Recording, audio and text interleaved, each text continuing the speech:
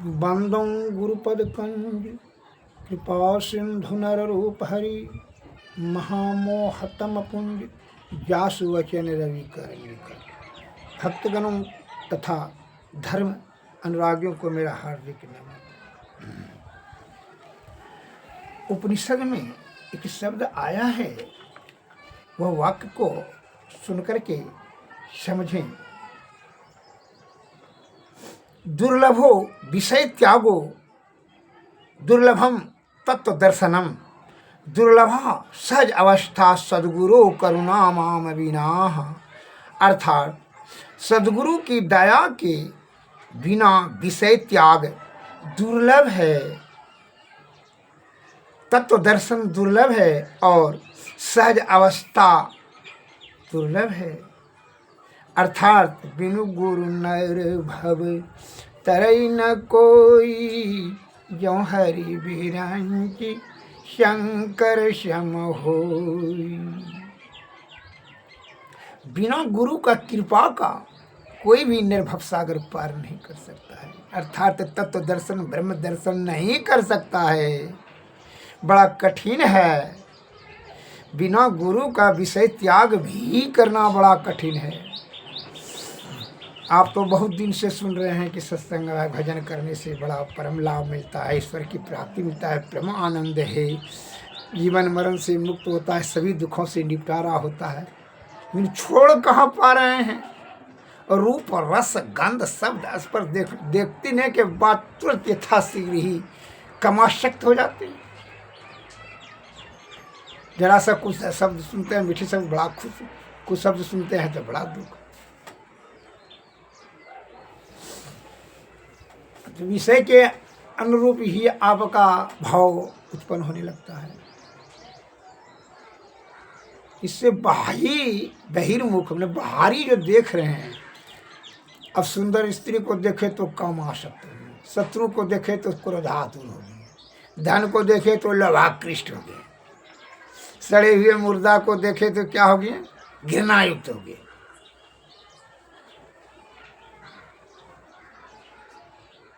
फूल के बगीचा को, फूल को देखो, गुलाब, कमल, बेली, चमेली, कुछ इस सब का फूल देखें मन खिल गया। अपने प्रेमिका को देखें तो बड़ा प्रसन्न हो गया। भयंकर जीव को देखे तो भयातुर हो गए। विषधर सांप को देखें तो क्या हो गए, बड़ा अत्यंत भयभीत हो गए। ये तो बाहरी से जो देखें उसी के अनुरूप आपका वहाँ भाव हो गया। इससे क्या होगा, ईश्वर का दर्शन होगा। और ईश्वर तो निराकार है, उनको यह आँख से कान नाक स्वाद इस सबसे समझ नहीं आएगा। ईश्वर को देखने अविनाशी है। अंतः साधना से अंतर्मुखी हो जाना होगा। वह ईश्वर सदगुरु की कृपा से ही आपको संभव है कि भीतर में आप देखने की शक्ति आपको हो जाए। ये सभी इंद्रियां के परे ही ईश्वर है, इंद्रियां अतीत ही ईश्वर है। चैतन्य जीव ही केवल वहाँ परम आत्मा तक कहा कि परमात्मा का ही जीवात्मा अंश है, तो वही नहीं जा सकता उनका अंश।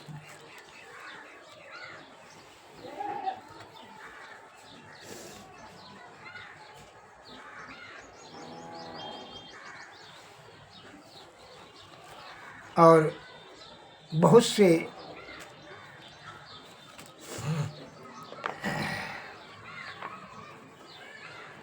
दूसरे पॉइंट बताते हैं। भिद्यते हृदय ग्रंथि अस्छिन्द द्यन्ते सर्व संशयाः, छिन्यते चास्य कर्माणि तस्मीन दृष्टे परावरे। परे से परे को, परमात्मा को देखने पर हृदय की ग्रंथि खुल जाती है, सभी संशय छिन्न हो जाते हैं और सभी कर्म नष्ट हो जाते हैं। जब आपको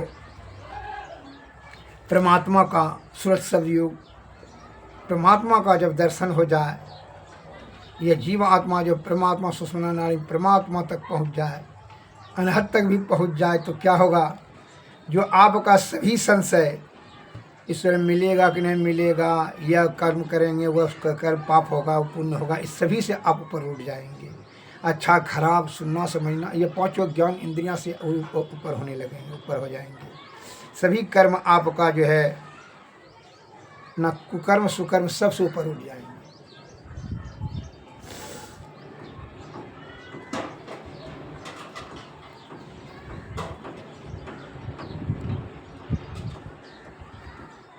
भोगैत इच्छा मात्र को बंधा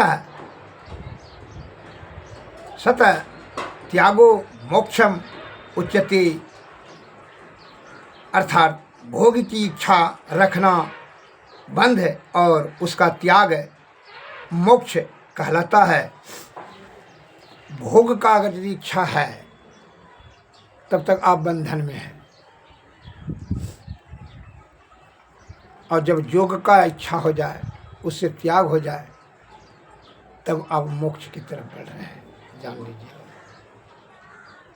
इंद्रियां अतीत हो गए हैं, रूप रस गंध शब्द स्पर्श कोई आपको कुप्रभाव कुछ नहीं पड़ने लगा, तो आप समझ लीजिए कि आप भोग से ऊपर उठ रहे हैं, अर्थात योग की तरफ बढ़ रहे हैं।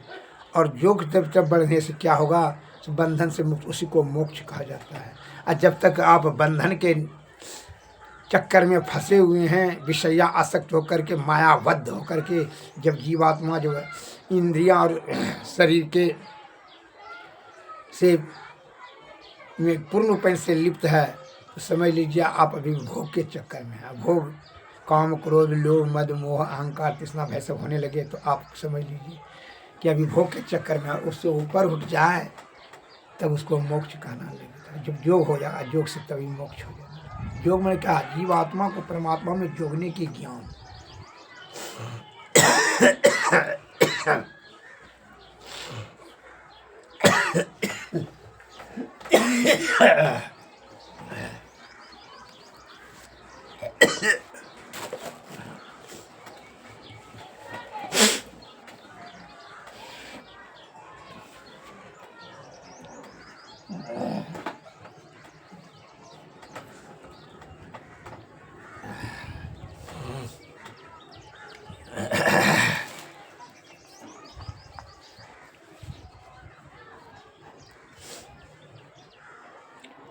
संत मत हमारे परमाराध्य स्वामी महर्षि वही परमानंदास जी का मत, संत मत किसी एक संत के नाम पर नहीं चलाया गया मत नहीं है। इसमें सभी धर्म मजहब संप्रदाय रिलीजन आदि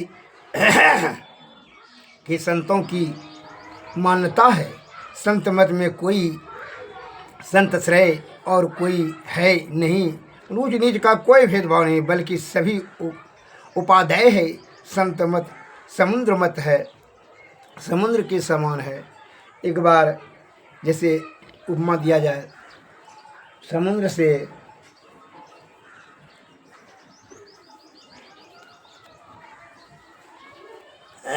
कुआं ने शिकायत करते हुए कहा कि बहुत सी नदियों को, हजारों करोड़ों नदियों को आकर के आप गले लगा लेते हैं और हमको तो आप पूछते नहीं हैं, आदर हमरा नहीं करते हैं। आप सभी का पिता हैं, का पिता के का कर्तव्य है सभी को समान भाव से देखना।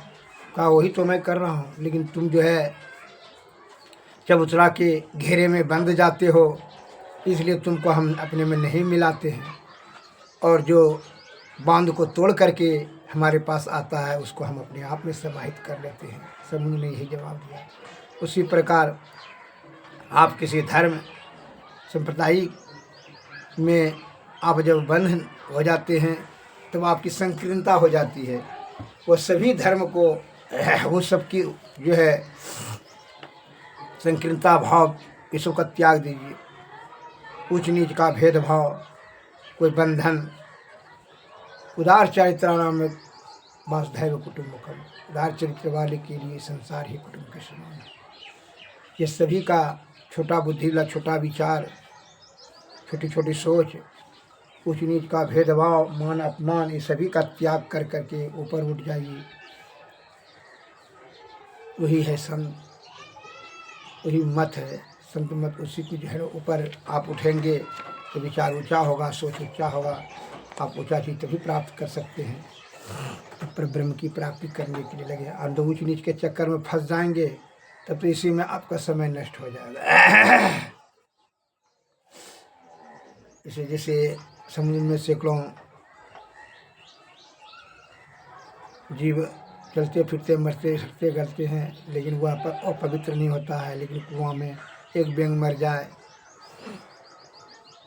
छोटा सा कीड़ा भी मर जाए तो वह जल दूषित हो जाता है। उसी प्रकार आपका जब विचार संकीर्ण हो, छल कपट युक्त हो, विषयासक्त हो, तो उससे क्या होता है, वह आपका भाव दूषित हो जाती है, जिससे कि आपको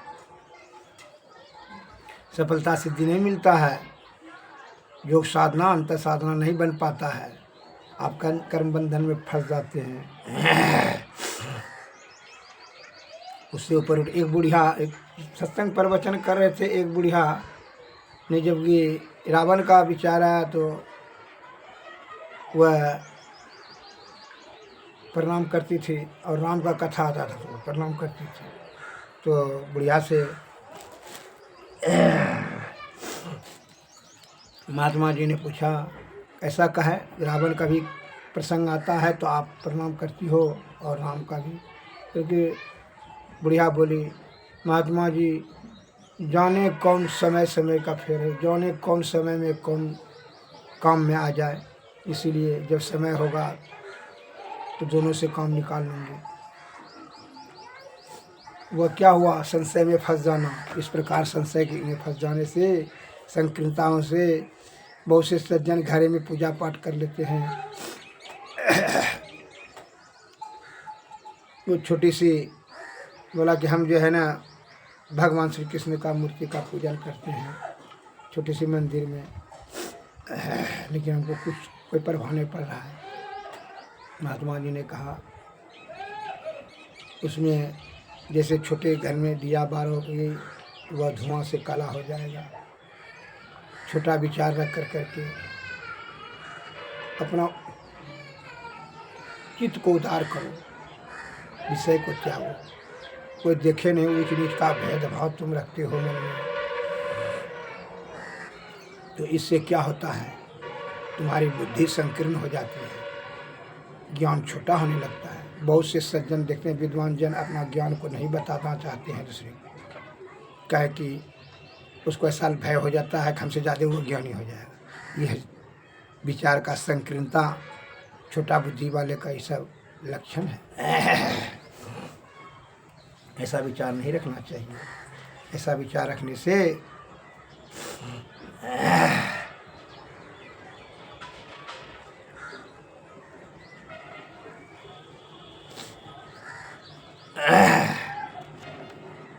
अकबर ने बीरबल से पूछा कि बीरबल, हाँ जी सर,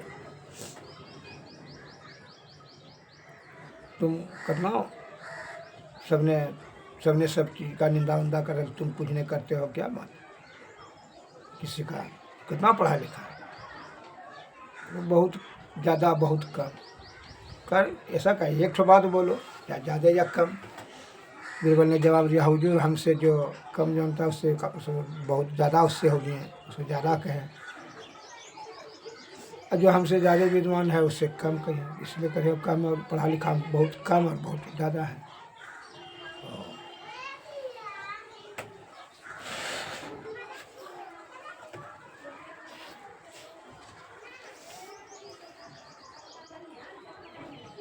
अच्छा बीरबल ये बताओ,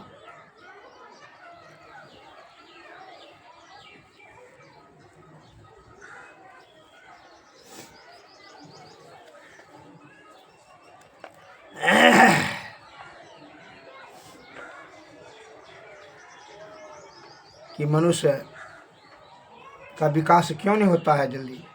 उन्होंने कहा उसका मूल कारण है ईर्षा।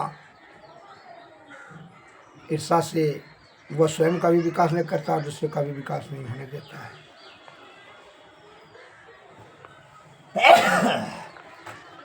और मद, जिसको अहंकार की भावना हो जाएगा, वो विषय में ज़्यादा आसक्त हो जाएगा, जिसके कारण से भी बुद्धि उसका क्षीण हो जाएगा। ठीक कैसे? उसने कहा देख लीजिए, दोनों का उदाहरण देता हूँ।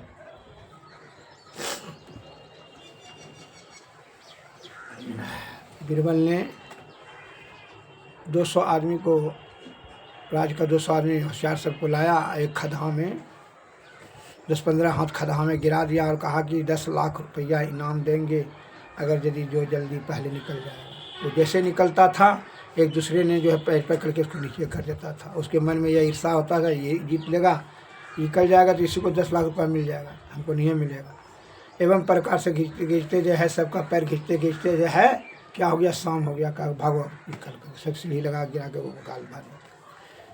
अब बीरबल ने कहा देखिए हुजूर, ईर्षा के कारण से कोई जीत सका? इतना बड़ा सद्बुद्धि कम। ईर्षा से क्या होता है कि इसका बुद्धि का नाश हो गया। और कोई नहीं जीत सका। अगर इतना बड़ा बुद्धि लगा लेता, सब में मिल करके विचार कर लेता, भाई एक ठो निकल जाओ, सब में पैसा बांट लेंगे इनाम, तो को लाख रुपया हो जाता, तो सब पूंजी हो जाता। लेकिन ऐसा कुछ नहीं किया। अब मद का क्या, देख लीजिए मद का, कल हम इसका जवाब देंगे। दूसरा दिन बीरबल ने जाके बाजार में डोमा का सूप डलिया वाला बनाने वाला यंत्र ले लिया और बाजार में डलिया बनाने लगा।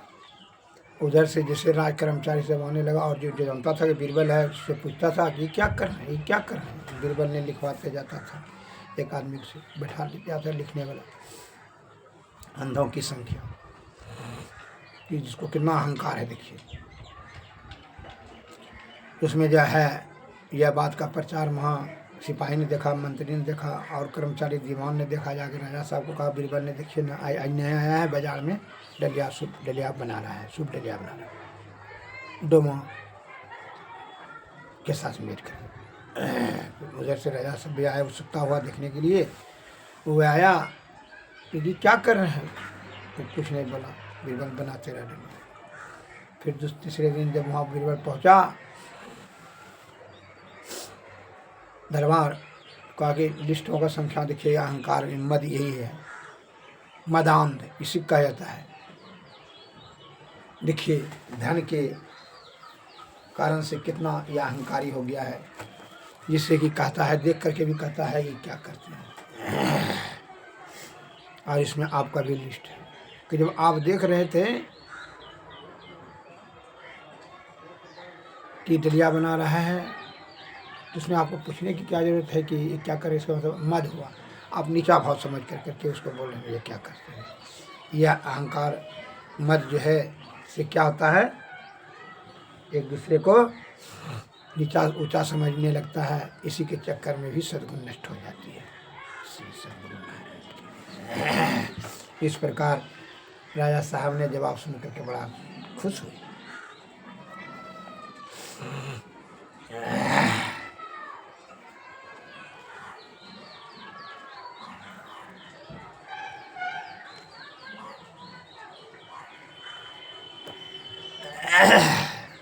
अतः विचार की संकीर्णता न रखें। ईश्वर प्राप्ति करने के लिए सभी विषय का परित्याग कर करके अंतर्मुखी होकर के युक्ति जाने, ईश्वर के सदगुरु के शरण में जाए।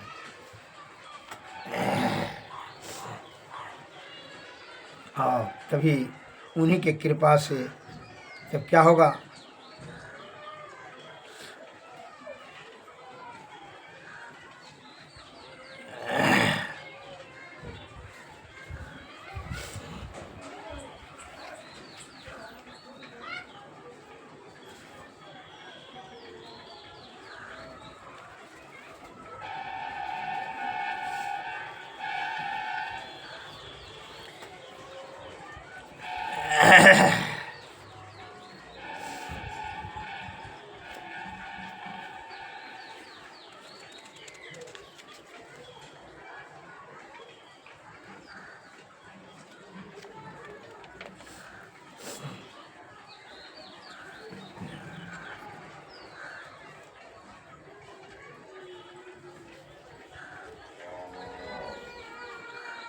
गुरु कीजिए भवनिधि पार, स्वामी हो दयालु जी। नो द्वारन दस चारी, इंद्रिय में भव दुख सहूँ अपार। गुरु कीजिए भवनिधि पार, स्वामी हो दयालु जी। जन्म मरण दुख अगणित भोगे, अबिनु प्रभु पद आधार। कीजिए भवनिधि पार, स्वामी हो दयालु। तन धन परिजन मान की ममता, फंसी गयो ततुधार। मन यति कठिन कराल प्रभु, तजिए नो विषय विकार। गुरु कीजिए भवनिधि पार, स्वामी हो दयालु। मन दृढ़ हो न लागू प्रभु पद में, होत न मोह से संभार। गुरु कीजिए भवनिधि पार, हो स्वामी दयालु। युगन युगन सो यही विद्या हूँ, अब गुरु करिए उद्धार। गुरु कीजिए भवनिधि पार, ईश्वर देव पितर परिजन सो होत न यह उपकार। यन ही होवत गुरु से ही गुरु की अमित बलिहार। गुरु कीजिए भवनिधि पार, हो स्वामी दयालु जी। यह गुरु से विनती करें, हे गुरु, अनादिकाल से जीवात्मा को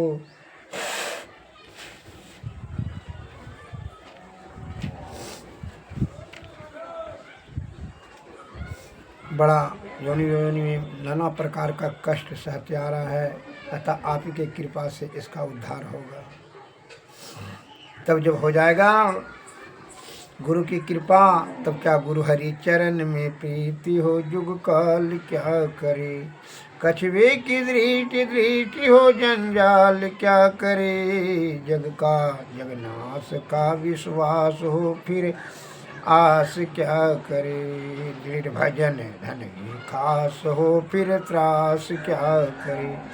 वैराग्य जुत अभ्यास हो, निराश क्या करे। सत्संगण में वास हो, भव फांस क्या करे। त्याग पंच पाप हो, फिर पाप क्या करे। सतवत असत व्रत में दृढ़ जाप हो, कोई साप क्या करे। पूरे गुरु का संग हो, फिर अनंग क्या करे। मैं ही जो अनुभव ज्ञान हो, अनुमान क्या करे। गुरु हरि चरण में प्रीति हो, जुग काल क्या करे। जब ईश्वर की गुरु के चरण में प्रीति हो, फिर काल भी निकल आ सकता है। फिर जो है कछुए की दृष्टि हो, जंजाल क्या करे। अगर ईश्वर में ध्यान लगाए रखें तो फिर जो है विषय भोग ये सब आपको कुछ नहीं बिगाड़ सकता है। श्री सदगुरु महाराज